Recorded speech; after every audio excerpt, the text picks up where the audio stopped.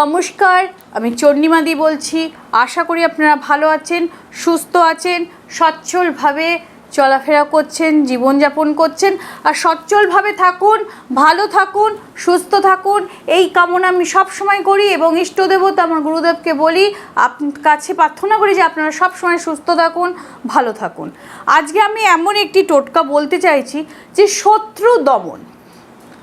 আপনি শত্রু কিভাবে আপনার শত্রুকে দমন করে রাখবেন, এই শত্রুকে নিয়ে আপনার জীবনে অতিষ্ঠ করে তুলছে, সব রকম পরিপ্রেক্ষি কারণ অকারণ নিয়ে আপনাকে ব্ল্যাকমেল করছে, ভয় দেখাচ্ছে।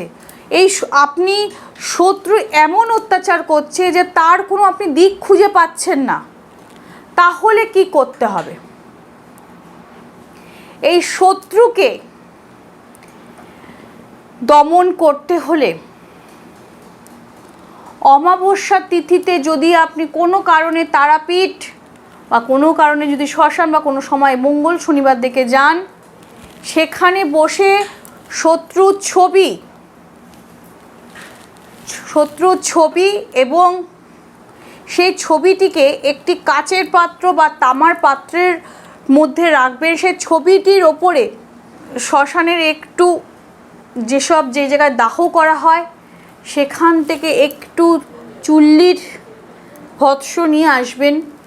নিয়ে আসার পর ওই তাম্র পাত্রের ওপর কালো সর্ষে ছিটিয়ে দিয়ে ওই ফটোটি রাখবেন। এই ফটোটির ওপর ভালো করে লাল সিঁদুর মাখিয়ে আপনি কালো সর্ষে সমানে শত্রু যেই ধরনের ক্ষতি আপনাকে করছে সেই ধরন থেকে মুক্তি পাওয়ার জন্য প্রার্থনা করবেন।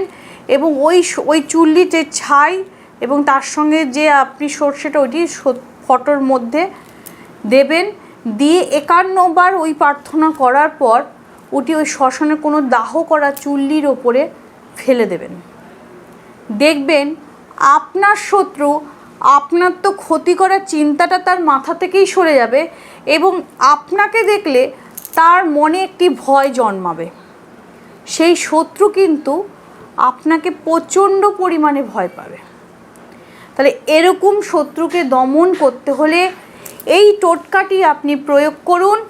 প্রয়োগ করার পর দেখুন আপনার শত্রু আপনাকে আবার সেই আগের মতো ডিস্টার্ব করছে না দমন হয়েছে।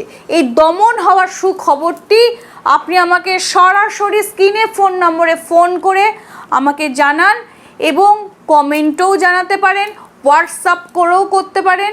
কিন্তু কমেন্ট বক্সের অযথা ফোন নম্বরে আমাকে ভেবে তাদের সঙ্গে কথা বলে বা আমাকে ঢাল করে যারা ব্যবহার করছে তাদের প্রতারণায় পড়বেন না।